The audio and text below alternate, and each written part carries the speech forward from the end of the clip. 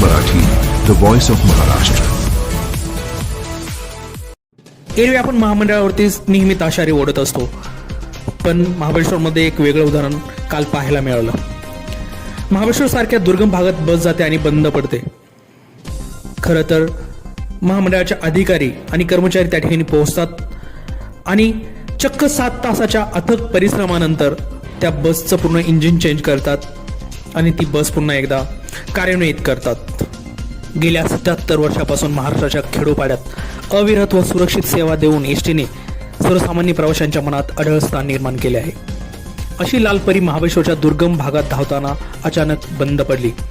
मग टोचन लावून ती आगारात न्यायची म्हटल्यावरही जागची हलेना अशी ती स्थिती. तेव्हा मात्र कार्यशाळेच्या कारागिरांनी हे आव्हान समजून तिचे इंजिन जागीच उतरून ते बदलले आणि दुरुस्त करून ती पुन्हा धावती केली. शालेय विद्यार्थी, नोकरदार व चाकरमणी सर्वांनाच एसटी आपलीशी वाटते. ग्रामीण भागात मुक्कामी असणारी लालपरी तर गावातील ग्रामस्थांसाठी अभिनयाची वाटते. मात्र गावात आलेली हीच लालपरी अचानक बंद पडली आणि मग मात्र ती पुन्हा सुरू करण्यासाठी 7 तासांच्या अथक प्रयत्नातून ग्रामस्थांच्या सहकार्याने ती सुरू झाल्याचा आनंद तर अवर्णनीयच ठरला. त्याचे झाले असे की 4 दिवसांपूर्वी महाबळेश्वर आगाराची बस दुर्गम अशा रेणोशी गावात बंद पडली. आगारातील सहाय्यक कार्यशाळा अधीक्षक जयवंत केदार हे आपल्या सहकार्यांसमवेत रेणुशी येथे गेले. बंद पडलेली बस टोचन करून आणण्याचा प्रयत्न केला, मात्र बस जागची हलत नव्हती. आता काय करायचे हा प्रश्न श्री केदार यांना पडला. विभागीय कार्यशाळेच्या मदतीने श्री केदार यांनी जागेवरच बसचे इंजिन बदलण्याचा धाडसी निर्णय घेतला. अत्यंत अडचणीच्या व प्रतिकूल परिस्थितीत रेणुशी ग्रामस्थांनी मोठे सहकार्य केल्याचे सांगून श्री केदार यांनी गावातील सर्व ग्रामस्थांप्रती एसटीच्या वतीने कृतज्ञता व्यक्त केली.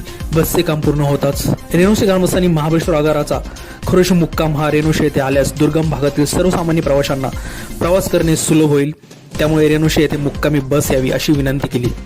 श्री केदार यांनी आगार व्यवस्थापक महेश जाधव यांच्याशी चर्चा केली.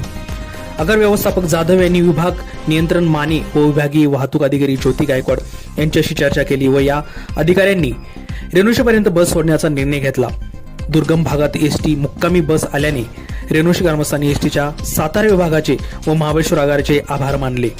वरून पडणारा मुसळधार पाऊस, दाट धुके, किर्र अंधार परिस्थितीत बसचे इंजिन बदलण्याचे काम सुरू झाले.